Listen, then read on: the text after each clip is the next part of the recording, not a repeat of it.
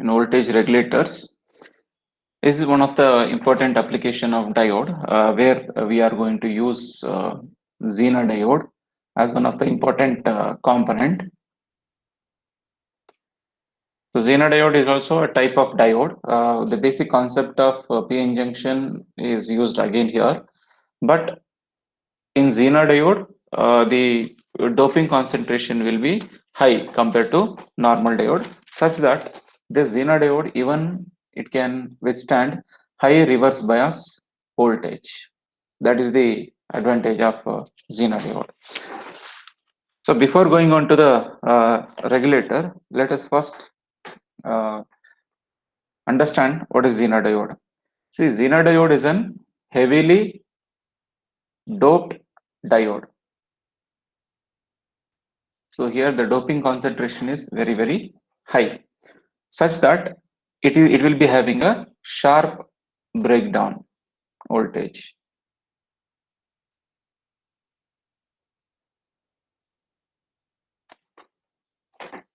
So the symbol for Zener diode is this one. So if you represent like this is a normal diode. If you represent with this structure, then it is Zener diode. So now in this is anode and this is the cathode which we are having.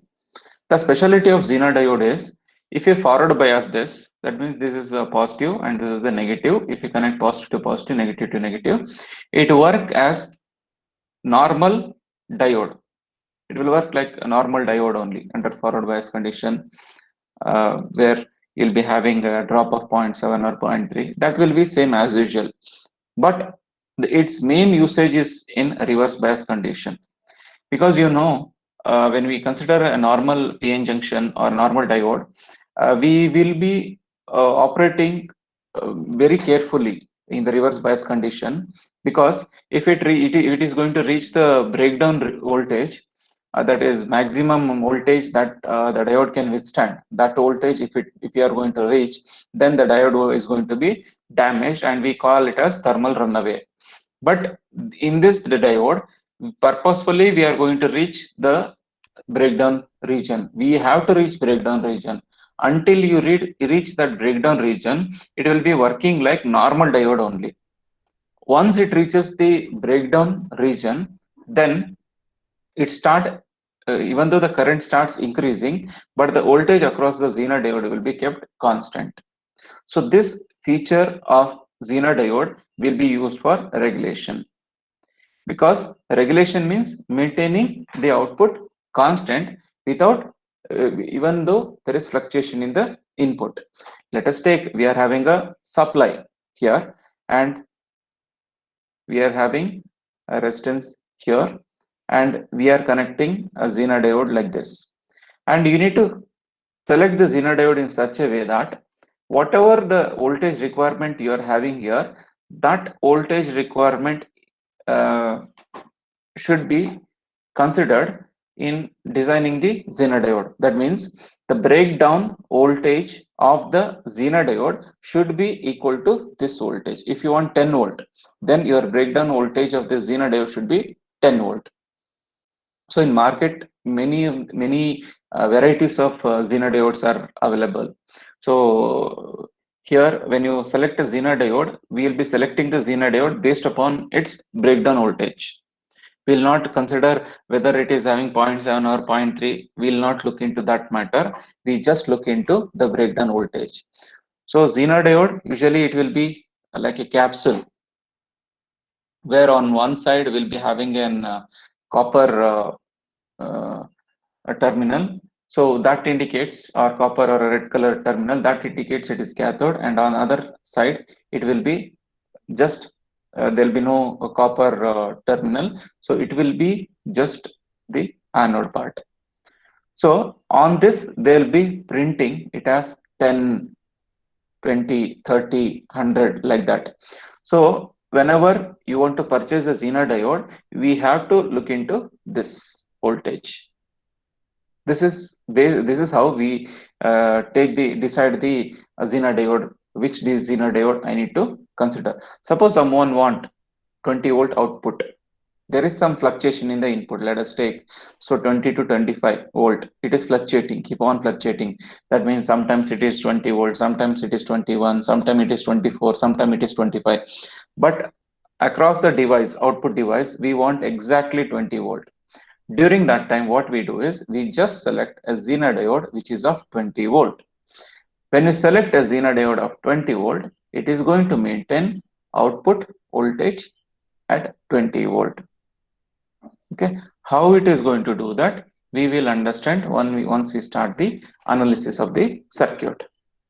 Okay, coming to the VI characteristics of the Zener diode.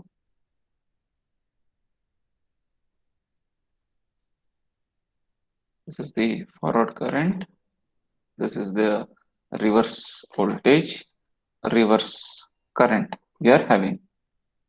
So now it is keep on increasing. This is the forward bias condition. And does it resembles our normal diodes forward bias condition or VI characteristics of a normal bias condition? Yes, sir. So it looks like, see, same forward bias curve is here also. But when it comes to reverse bias, until some certain time, certain level, that is breakdown voltage, VBR, reverse breakdown voltage. Let us take this is the breakdown voltage level, and let us assume it might be somewhere around 10 volt. Until the 10 volt, till here, it will be just working like normal diode only. But when you keep on increasing the reverse voltage to this, and when your reverse voltage reach this level, during that time, there will be sudden rise in current, as it happens in our normal diode. And in our normal diode, we tell that when there is sudden rise in current, we tell that diode is damaged. But here, diode is not damaged. Diode, actually, its application starts now. This feature we'll be utilizing because when it reaches to the breakdown region, even after you can keep on increasing, you can increase it to 20 volt, 30 volt also, but the output voltage, I mean voltage across the Zener diode terminals, if you measure across Zener diode terminals, it will be 10 volt only. Even though you are increasing from the supply, you are increasing 20 volt, 30 volt, 40 volt, whatever you increase, it will not increase. It will be at this level only. The current will be increasing, but voltage will be kept constant. So this is what voltage regulation means. Even though there is variation in the input voltage, the output voltage is kept constant. This process is known as voltage regulation. The devices which are used to regulate the voltage or to maintain the output voltage constant irrespective of variation in the input voltage or variation in the load resistance is known as voltage regulators. I'll repeat it again. Voltage regulators are the devices which are going to maintain the output voltage constant irrespective of variation in the input supply or variation in the load resistance. This input supply may vary, or sometimes your load might vary. That means you might connect, initially it was 10 kilo ohm, so you'll replace it to 20 kilo ohm. Even after that, you should give same drop. So that is the regulation means. So that is being done using this Zener diode. And one more thing, what we have in Zener diode is, see, now I told Zener diode has entered breakdown region. And when you decrease the voltage below this breakdown voltage, you have already crossed 20. Now you start reducing it and you start moving towards 0. Again, it will come back to normal position. But what happens in our normal diode if you do like this? What happens to the normal diode if you do like this? You'll reach the breakdown region and again you'll come back. So the junction would have been damaged. So we can't get the junction properties back. Yes, very good. So once it has reached the breakdown region, we cannot come back in our normal diode.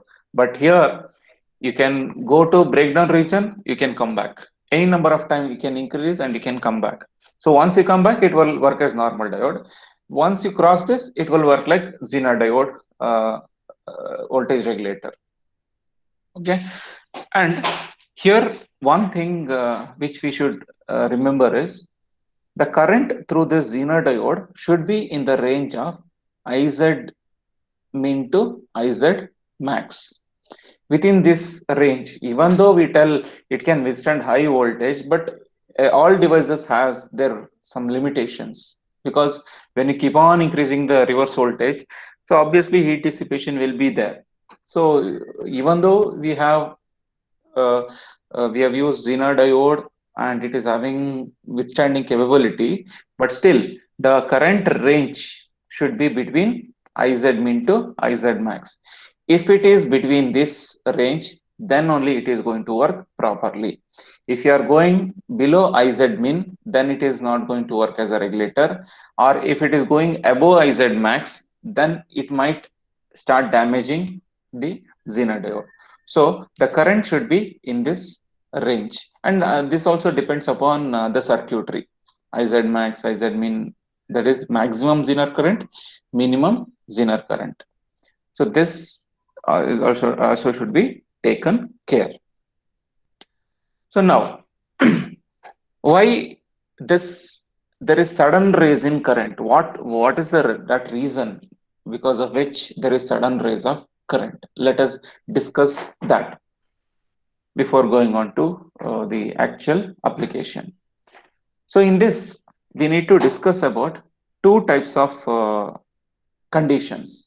One is avalanche multiplication,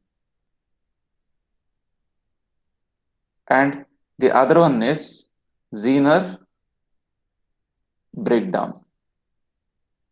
These are the two important uh, process that happens under reverse bias condition, because of which there is sudden rise in current.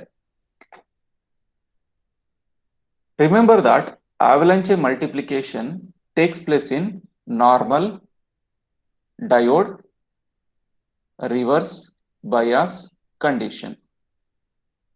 But Zener breakdown, as the name itself tells, Zener breakdown, it takes place in Zener diode reverse bias condition. So this is the reason for getting sudden rise of current when it reaches the breakdown region voltage. There will be sudden rise of current. No, that is because of avalanche and Zener breakdown. Let us first discuss avalanche multiplication.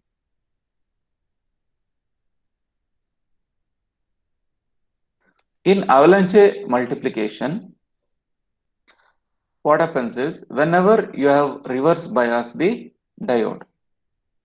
So this is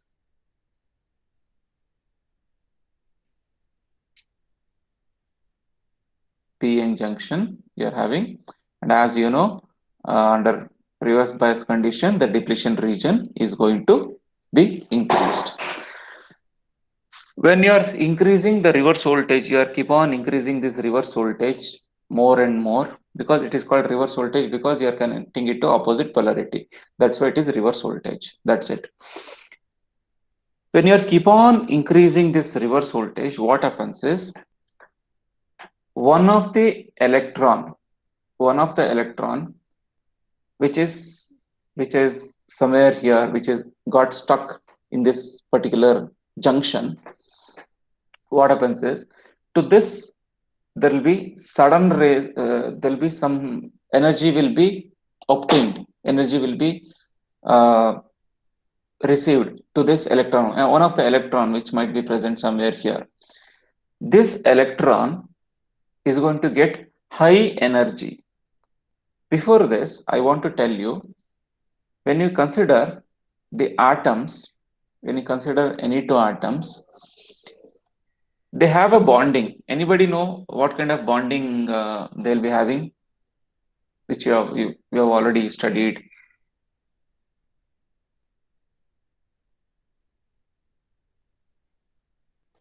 Any bonding things which you have studied, bonding methods? Don't remember? See, if you are going to tell these two atoms are going to be bonded together. Bonded together means attached together. This bonding in silicon or germanium type of material, the bonding takes place because of covalent bonding technique. So covalent bonding takes place. In covalent bond, what happens is each atom is going to share one electron with its neighbor atom. I'll write it. This. So this is having one electron. This is having one electron. This is one atom. This is one atom. If you want to bond them together, if you want to have a tight contact with them, so what they are going to do is they are going to share the electron. Now, when they share this electron, what happens is this electron, which was belonging to this, let us take atom A, atom B. This electron, which was belonging to atom A, now this electron also belongs to B. In the same way, the electron which is belonging to B, now after sharing, this also belongs to A. That means they are sharing the electrons.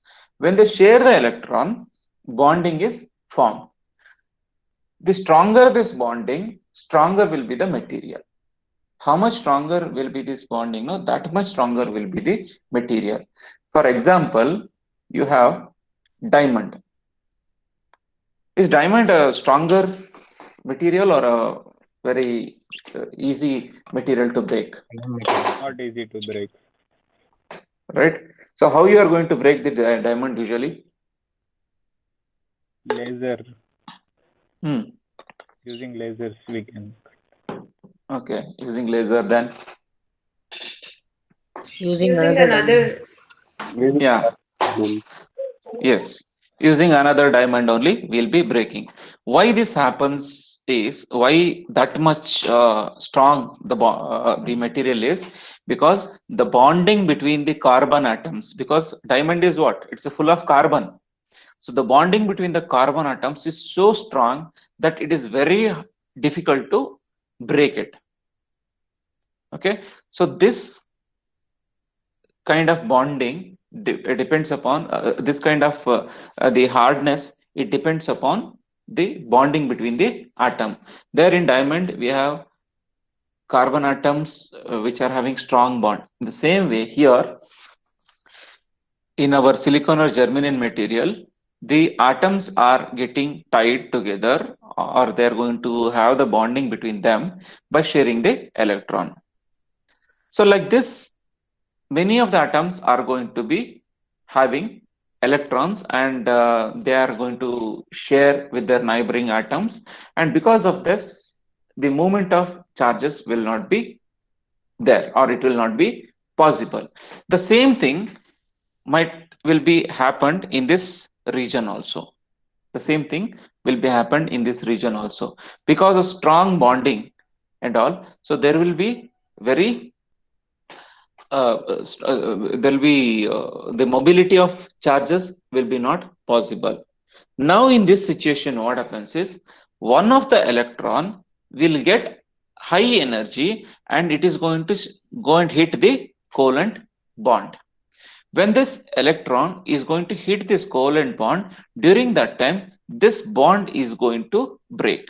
When this bond is going to break, during that time these electrons are going to be released. The free electrons which were involved in making the covalent bond, no, that free electrons will be released. When the bond is broken, the electrons will be released, and the speed of the electrons will be in such a way that how much ever the speed this electron is going to hit the covalent bond, with the same speed these electrons are going to get released, and this energy the same energy will be transferred to this electrons. In the same way, what happens, this electron is going to again hit one more covalent bond, this is going to hit one more covalent bond, again electrons are going to release, again they are going to hit, so again electrons are going to release. You can see that it was started with a single electron. Now how many electrons are generated? It was started with a single electron. So now, do you have a single electron or how many electrons? We're having multiple electrons, right? And you can see that it is keep on multiplying. It is keep on multiplying. 1 gave to 2, 2 to 8, 16, 32, like that. It is keep on multiplying. So this process will be happening here. Because of that, what happens is the depletion layer will be broken because electrons are getting energy and all the covalent bonds are getting destroyed.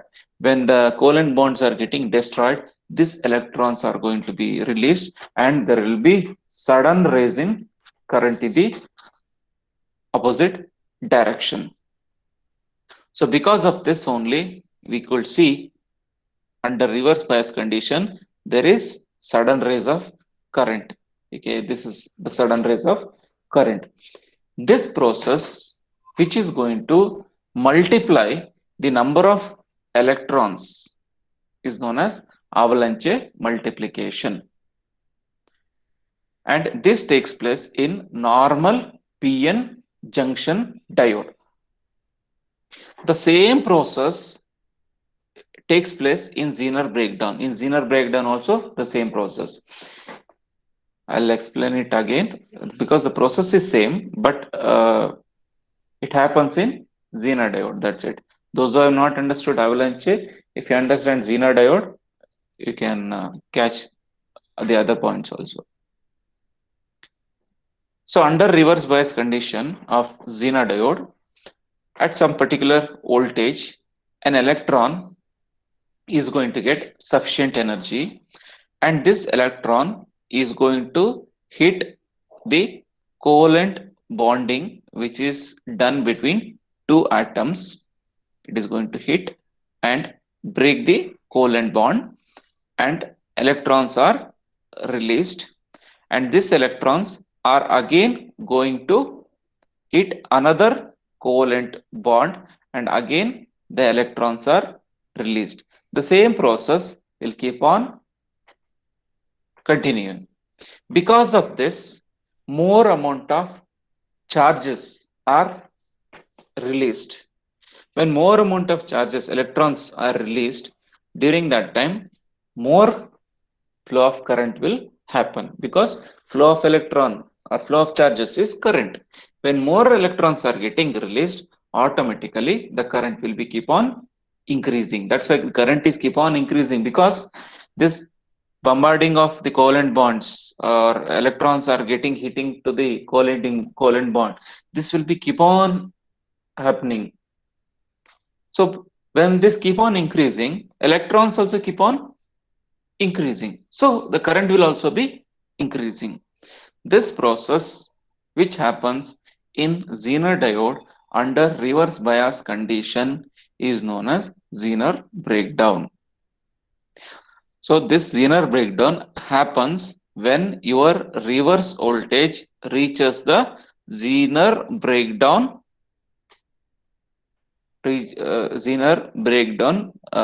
voltage. When your reverse voltage will be equal to breakdown voltage of the Zener diode, then this process will happen. Because of this, we'll be having sudden rise of current. Because of this, we'll be having sudden rise of current. Okay, this is about the avalanche multiplication and Zener breakdown. So avalanche multiplication, where does the avalanche multiplication takes place?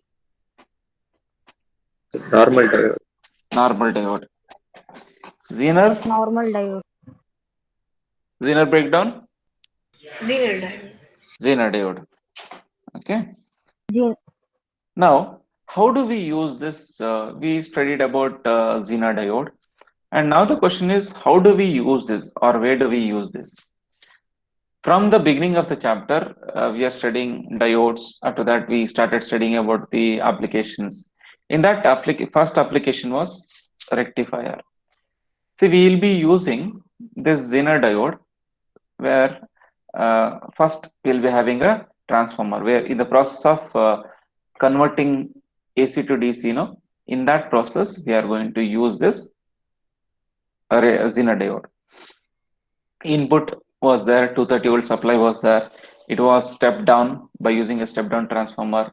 After that, it was fed to the rectifier. So, and after that, we obtained, so here it was a sinusoidal wave. After passing it through the transformer, that got reduced to some extent based upon our requirement, and it was passed to the rectifier, and we got the output like this, which was a ripple. After that rectifier, it was passed through filter. What do you mean by filter? Which removes AC component. So any example for filter? Capacitor filter bisection. Yes, good. So in the filter, after passing this to the filter, so we obtained a signal like this. But still, we could observe that there is some fluctuation, some ripples.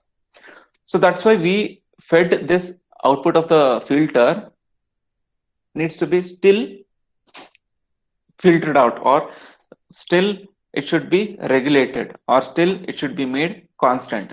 So that is where we are going to use regulator. We are going to use the regulator. So once you pass this to the regulator, the output will be kept constant. So you can see this signal got converted to this. So this entire process will be happening in your adapter. This is what the circuit which is present in your mobile adapter or any adapter we'll be using for our electronic equipments, right? For the TV, laptops, and many other gadgets we'll be using. No, so this is what the internal circuitry it will be having. So this will be combined together and made it. They are going to make it into a compact sized adapters. In this regulators, there are two types of regulations that we can see. In that, the first one is load regulation,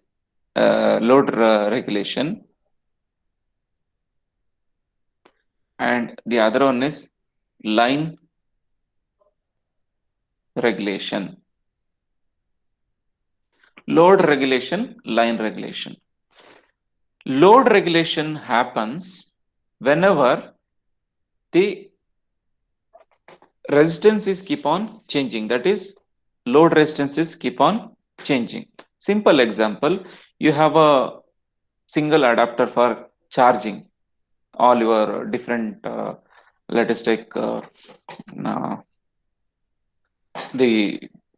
different devices, and let us I'll take some A, B, C, 3 devices I'm having. All of them needs 5 volts, meaning 5 volt DC to get them charged. But the load offered by A, B, C is different. See, load means what? Load resistance means what? Say fan is a load, tube is a load, everything is a load, laptop is a load. Whatever you connect, that is load only. Instead of telling all those things, we just summarize it as load resistance. Even after using different load resistance or different devices for charging, the adapter should give same voltage for all of them. You should not tell for A it can give only 4 volt. For B it can give 3 volt. For C it can give 4.5 volt. If that is there, then the percentage regulation will be more. Percentage regulation will be more means it will be having more variations. It will be having more variation. That means it's not a real reliable adapter. See, you use adapter, a common adapter to charge many mobiles, but still all will charge. And sometimes we charge even other type of devices also, gadgets and all, by using the same mobile adapter or fitness fitness bands, or everything we are going to charge with the same adapter, but still it will charge because the output given by these adapters are fixed. Irrespective of the load, the output should be made constant. That is known as load regulation. I'll tell again.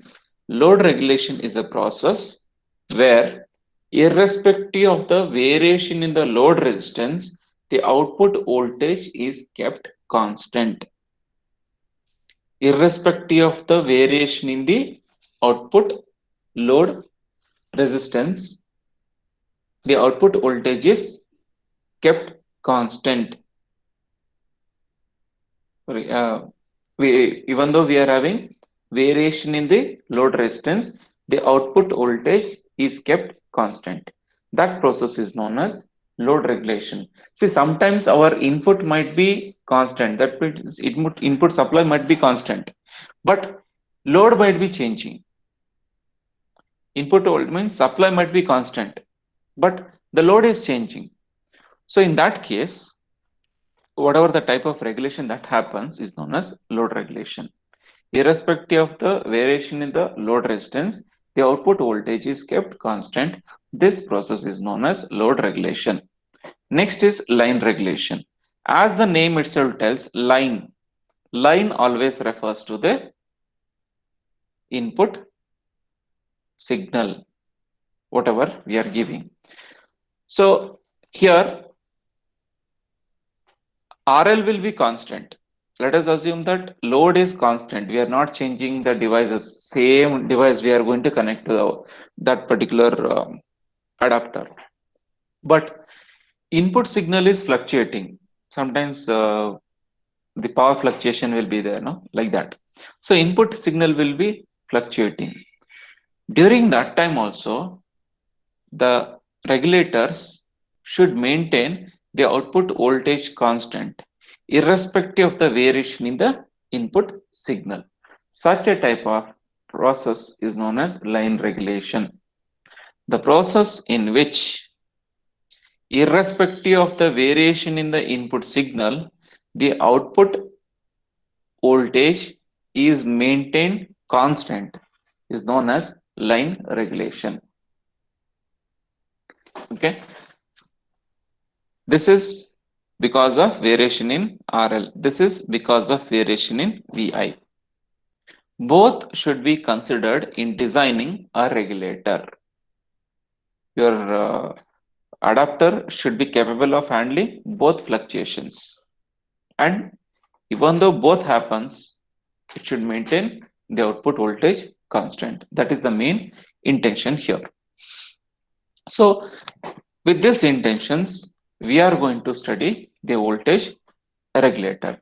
So in the voltage regulator, the first we will be discussing about voltage regulator with using a Zener diode. Later on, we discuss the voltage regulators with the IC based voltage regulator. Nowadays, we will not use all this discrete components. Everything will be embedded in an IC integrated chip, and by using that integrated chip or the IC, we are going to control everything. That's why the chargers are, I mean, the adapters are so compact. In before some 5 years or 10 years, 15 years back, the chargers were of very high weight compared to the chargers what we are having now. But now, because of the miniaturization, we are having compact size adapters. While in the question that can be asked is, they can ask you, explain the working of voltage regulator. So when they ask the working of voltage regulator, you should explain both the cases. The first case is the line regulation and the other one is load regulation.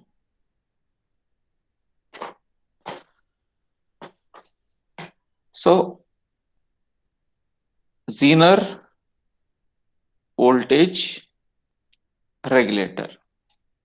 If they are asking you IC based regulator, no, they'll clearly mention, explain the IC based regulator, or they'll give you the IC number only. So because for our syllabus we are having 78XX series IC we are having, and in that 78XX series we are going to just study 7805 IC. So they'll ask you explain the working of 7805 IC based voltage regulator. If they're not mentioning that, then it is understood you should explain Zener voltage regulator. The first thing what you need to do in Zener voltage regulator is use the battery, and this is the voltage with variations. It is having some variation, fluctuations, and this will be given to one resistor. This resistor is current limiting resistance. This is used to protect the Zener diode from sudden raise of voltages. If there is sudden raise or something happens to the supply, that should not have affect the Zener diode. That's why we are using this limiting resistance. And then we need to use the Zener diode. Now tell me, how should I connect the Zener diode to work to use it as a regulator? Whether I should connect, see, this is the positive terminal, this is the negative terminal. Now tell me whether I should connect this positive terminal of this one to positive of the Zener or negative of the Zener.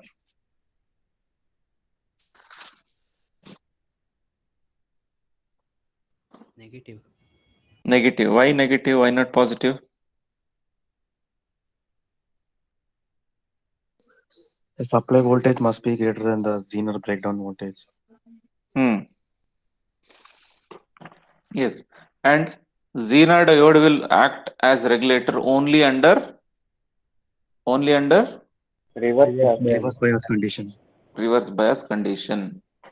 Okay, see, that's why positive is connected to the cathode. See, this is the cathode, that is negative, and negative is connected to the positive, that is anode.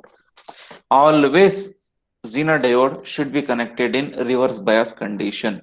See, if you by mistake, if you connect it in opposite way, no, then it is completely wrong. Whatever you write the theory, nobody will see that. If circuit is wrong, you see in electronics, if circuit is wrong, then done. Your explanation, equation, nothing they are going to see. Because based on the circuit only, you are going to write all the explanation or the derivations. So that's why you should be thorough with the circuits. After this, we are going to connect the load resistance RL, across which we are going to observe the output voltage, or it is the load voltage. This is the simplified Zener voltage regulator. See, now actually now in the higher versions we'll be using transistor also to the Zener diode, but for your syllabus it is limited to this circuit. We have only this circuit. We are not going to use any other circuits for your syllabus. But in your next AD you have in third semester, so in that you will be studying regulators with transistors, regulators combined with IC.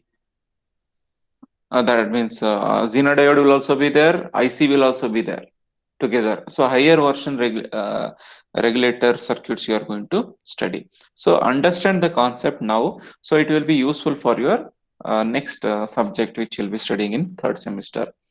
So today we will end up here. Just remember, we will be having a battery which is having voltage fluctuations, and this is a limiting resistance.